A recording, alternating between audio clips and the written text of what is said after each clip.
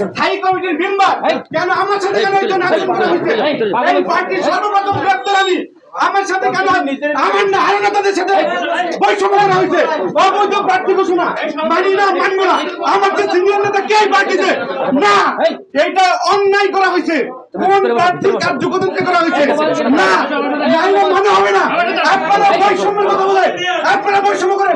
সর্বপ্রথম গ্রেপ্তার 18 সালে এই ভিডিও মানুষ চিনে না, মানুষ জানে না। আপনারা পরিকল্পিত ভাবে না,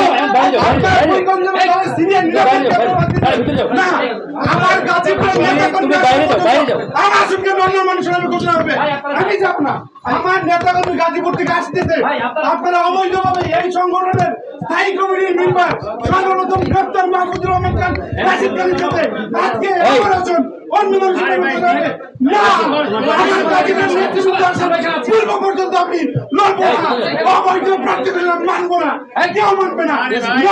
আপনার তুমি ভিতরে আসো, ভিতরে আসো, ঘোষণা হবে তো। আমাকে চেনে না মিডিয়া, ওনার সাথে আন্দোলন আমি ঢাকা না, আমি ভিতরে যাবো কেন? কথা বলবো আপনারা আমার নেপালি বা বৈষম্যের কথা বলে আপনারা বৈষম্য করতেছেন। আমার লোকাল তারপর আমি সরব না। তোমার লোকজন কেন করছেন? আমি 6 বছর লোক আসলে পরে বলে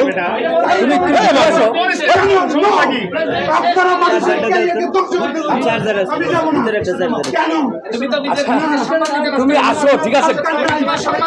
দরকার নাই,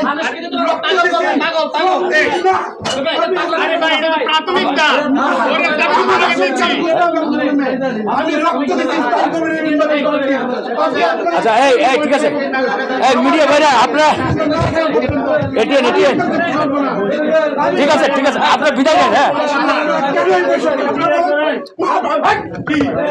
চলো চলো,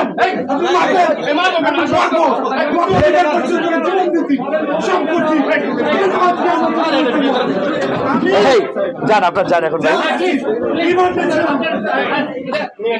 আচ্ছা, আমি একজন স্থায়ী কমিটির মেম্বার, আমি 18 সালে গ্রেপ্তার হয়েছি।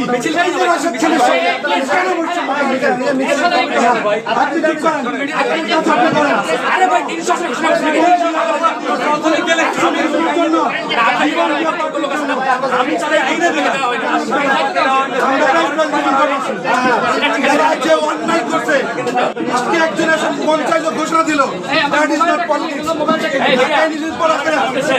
রাজনীতি বানাইছি আমরা। আমাদের সাথে বৈষম্য, আমাদের সাথে